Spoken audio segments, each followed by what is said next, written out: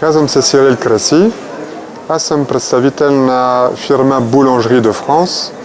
Аз съм директор магазини и представяме верига френски пекарни Pain de Paris. Нашия франчайзинг се различава от другите с това, че ние имаме уникален продукт. Ние сме френски пекарни, предлагаме продукти, които се произвеждат в нашия цех на ръка, ръчно, на място, всеки ден, под ръководството на един френски пекар, който има 30 годишен опит в тази област. Работим само с качествени продукти, внасяме едно специално масло за нашите круасани, така че ние предлагаме един продукт, който е наистина вкусен, оригинален и уникален на пазара. Успешните франчайзингополучатели при нас са хора, които семейно ще работят в техните магазини. Имали сме опит с човек, който беше доволен от първия му магазин и реши да вземе втори и трети, вървеше добре, но вече му станало трудно да управлява магазините.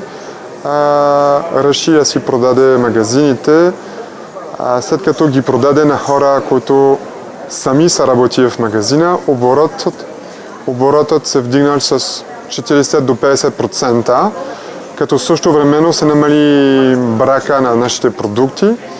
Така че това за нас показва определено, че ние сме подходящ за семейен бизнес.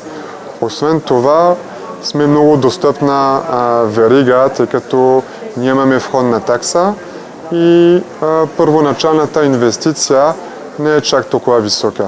За нас важно е да имаме хора, които имат желание сами да работят в магазина си, да обслужват клиентите, да имат усет за обслужването и по този начин да се изкарват пари.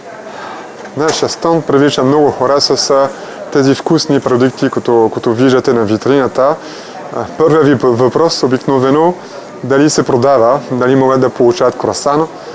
Ако бяхме продали всички круасани, още на обяд витрината нищо ще да бъде празна и нямаше да привличаме повече хора. Тоест отново се връщам към това, което казах в началото. Имаме наистина вкусен, оригинален и уникален продукт, който привлича хора.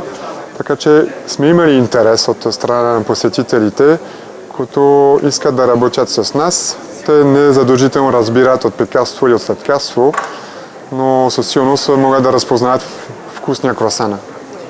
Изложението е доста полезно за нашия бранд, тъй като ние сме сравнително нови на пазара. Сме тук от по-малко от 2 години. В момента имаме 10 магазина, но това ни позволява да стигнем до повече брой потенциални франчайзингополучатели. На едно място, в рамките на 2 дни да си имаме срещи, които надявам се след това да стигнем до сделки и да увеличим брой на магазините.